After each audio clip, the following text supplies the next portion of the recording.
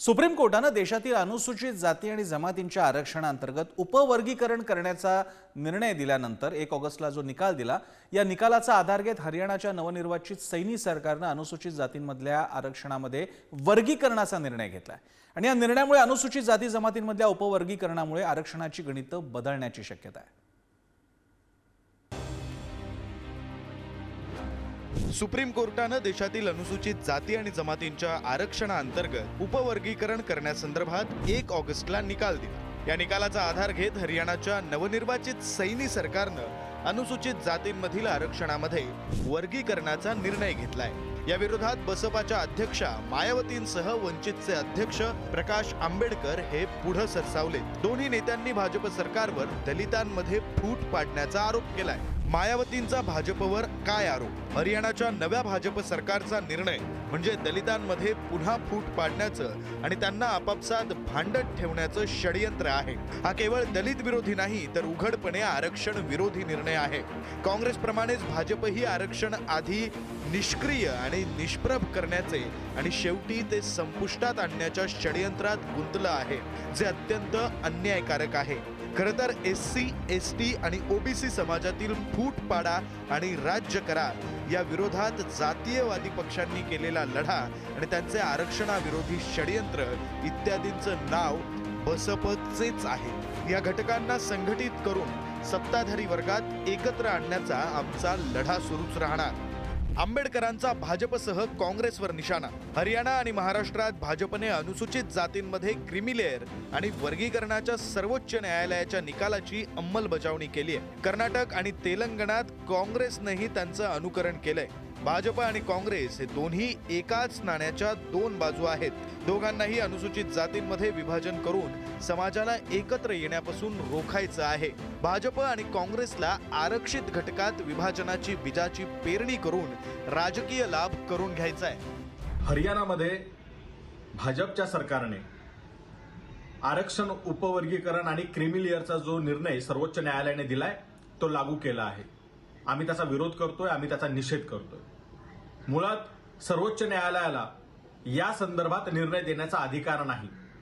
सर्वोच्च न्यायालयाचा हा निवाडा घटनाबाह्य आहे असं आमचं स्पष्ट मत आहे। अनुसूचित जातींमध्ये काही जाती या शिक्षण आणि आरक्षणामुळे प्रबळ झाल्या हे विविध राज्यांमधलं वास्तव आहे आणि त्यामुळे आरक्षण असलेल्या जाती समूहांमध्ये पुढारलेले आणि मागास राहिलेले अशी स्थिती आहे हे वास्तव मान्य करून न्यायालयानं वर्गीकरणाची परवानगी दिली आहे। पण त्यासाठी इम्पेरिकल डेटा गोळा करण्याची अट घातली आहे। त्या पार्श्वभूमीवर महाराष्ट्रातही अनुसूचित जातींमधील उपवर्गीकरणावर विचार करण्यासाठी समिती गठीत करण्यात आली आहे। उपवर्गीकरणाच्या निर्णयाचा महाराष्ट्रावर काय परिणाम? महाराष्ट्रातल्या 59 जातींचा अनुसूचित जातींच्या यादीमध्ये समावेश। नवबौद्ध, महार, मातंग, चर्मकार, मेहतर यांच्यासह इतर अनेक जाती अनुसूचित जातींमध्ये। अनुसूचित जातींमध्ये महार, नवबौद्ध समाजाची लोकसंख्या मोठी। इतर अनुसूचित जातींच्या तुलनेत महार, नवबौद्ध नोकऱ्या आणि शैक्षणिक दृष्ट्या आघाडीवर। यासोबतच चर्मकार समाजही प्रबळ। मातंग समाजाच्या संघटनांकडून गेल्या काही वर्षांपासून उपवर्गीकरणाची मागणी। सरकारी नोकऱ्या राजकारणातल्या प्रतिनिधित्वापासून दूर असणाऱ्यांचा फायदा होणार असल्याचं तज्ज्ञांचं मत। लोकसभा या देशामध्ये घडल्या, मोठ्या प्रमाणात दलित आदिवासींनी काँग्रेस पक्षाकडे आणि इंडिया आघाडीकडे झुकतं माप दिलं। त्याच्याने यांचा तीडपापड झाला। त्यामुळं आता यांनी दलित समाज, अनुसूचित जाती असो याचं वर्गीकरणाचा नवीन डाव या ठिकाणी टाकलेला आहे। अनुसूचित जाती जमातींमधल्या उपवर्गीकरणामुळे आरक्षणाची गणितं बदलण्याची शक्यता आहे। जाणकारांच्या मते या उपवर्गीकरणाचा परिणाम हा दलित मतांवर होईल।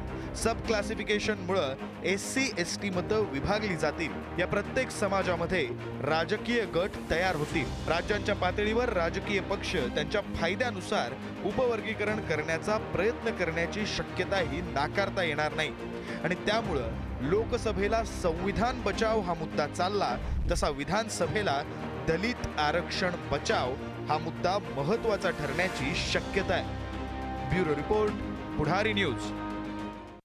आणि या संदर्भातले महत्त्वाचे मुद्दे जाणून घेऊयात ग्राफिक्सद्वारे। एक तर महाराष्ट्रातल्या 59 जातींचा अनुसूचित जातींच्या यादीमध्ये समावेश आहे आणि नवबुद्ध, महार, मातंग, चर्मकार, मेहतर यांसह अनेक जाती अनुसूचित जातींमध्ये आहे. आता यात अनुसूचित जातींमध्ये महार नवबौद्ध समाजाची लोकसंख्या मोठी आहे, त्यांच्यातली जागृती मोठी आहे. इतर अनुसूचित जातींच्या तुलनेत महार नवबौद्ध नोकरी आणि शैक्षणिकदृष्ट्या आघाडीवर आहेत. मातंग समाजाच्या संघटनांकडून गेल्या काही वर्षांपासून उपवर्गीकरणाची मागणी होत आलेली आहे. सरकारी नोकऱ्या राजकारणातल्या प्रतिनिधित्वापासून दूर असणाऱ्यांचा फायदा होणार असल्याचं तज्ज्ञांचं या उपवर्गीकरणाबद्दलचं मत आहे. आणि या पार्श्वभूमीवर एकीकडे दलित हा जरी एक शब्द असला, मागासवर्गीय जरी एक शब्द असला, तरी त्या अंतर्गत उपवर्गीकरण आहेत, अनेक जाती आहेत. आणि या छोट्या जातींच्या द्वारे आता मागणी होते की आरक्षणाचे फायदे झिरपू द्या, खालपर्यंत येऊ द्या. अशा स्वरूपाची परिस्थिती ओबीसीमध्ये सुद्धा आहेत. आणि त्या पार्श्वभूमीवरती आरक्षणाच्या बाबतीत आता ही सगळी चर्चा सुरू आहे.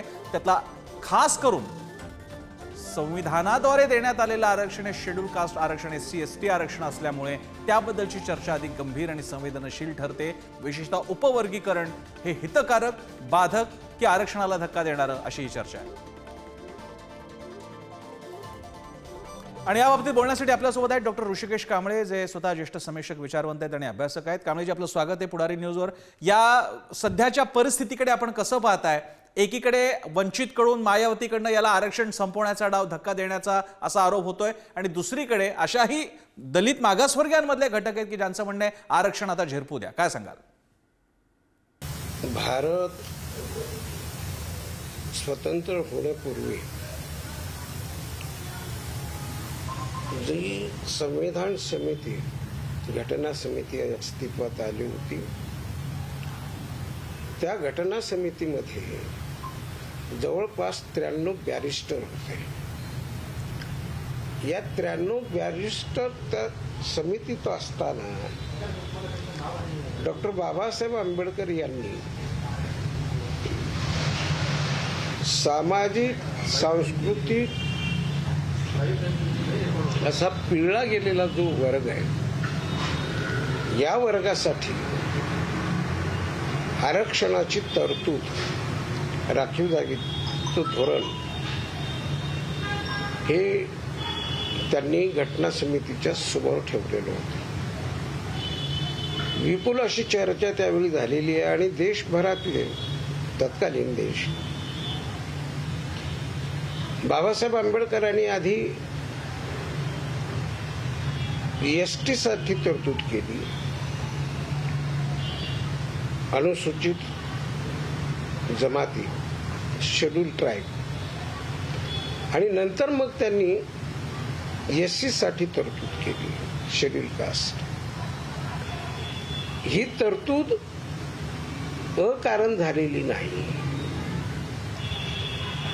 धर्मसंस्था आणि समाजसंस्थेनं ज्या वर्गाची शतकानुशतकं पिळवणूक केली,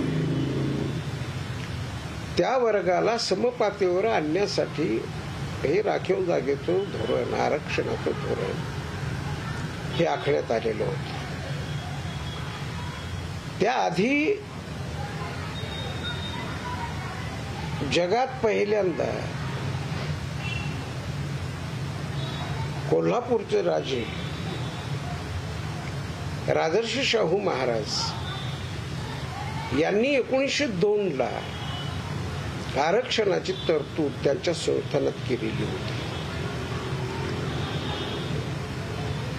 बाबासाहेब आंबेडकरांनी राजर्षी शाहूंचा हा आदर्श घेतला आणि समाजात सगळ्यात दाबला गेलेला जो वर्ग होता, या वर्गासाठी स्वतंत्र अशी समपातळीवर आणण्यासाठी आरक्षण धोरण हे आखलं. आणि त्या काळात संविधान सभेनं, घटना समितीनं त्याला मंजुरी दिली. अलीकडच्या काळामध्ये सर्वोच्च न्यायालयानं जो निर्णय दिला उपवर्गीकरणाचा, हा निर्णय अतिशय खेदजनक स्वरूपाचा आहे. आरक्षणाचं जे धोरण आहे ते धोरण नाकारत ते नष्ट करण्याचं एक कट कारस्थान, षडयंत्र या उपवर्गीकरणाच्या मुळाशी दटलेलं आहे. आणि म्हणून सर्वोच्च न्यायालयानं असा निवाडा देणं हेच मूलतः संविधान विरोधी असल्याचं आपल्या लक्षात येईल. संविधान विरोधीच आहे हा निवाडा. आणि म्हणून वर्गीकरण उपवर्गीकरण कशाचं करायचं? नाही तर मग असं आपल्याला मानावं लागेल की त्या संविधान सभेमध्ये जे काही 93 बॅरिस्टर होते त्यांना काहीच कळत नव्हतं असा त्याचा अर्थ होता. म्हणून या देशातल्या ज्या प्रतिगामी शक्ती आहेत या प्रतिगामी शक्तींना आरक्षणाचं धोरणच नको आहे. म्हणून जाती जातीत भांडणं लावणं त्यांच्यामध्ये वाट्यासाठी भांडणं सुरू होणं असाही एक छुपा असा अजेंडा या उपवर्गीकरणाच्या मागे दडलेला आहे. धन्यवाद डॉक्टर कांबळे, आपण दिलेल्या या सविस्तर विश्लेषणासाठी. आपल्यासोबत होते डॉक्टर कांबळे.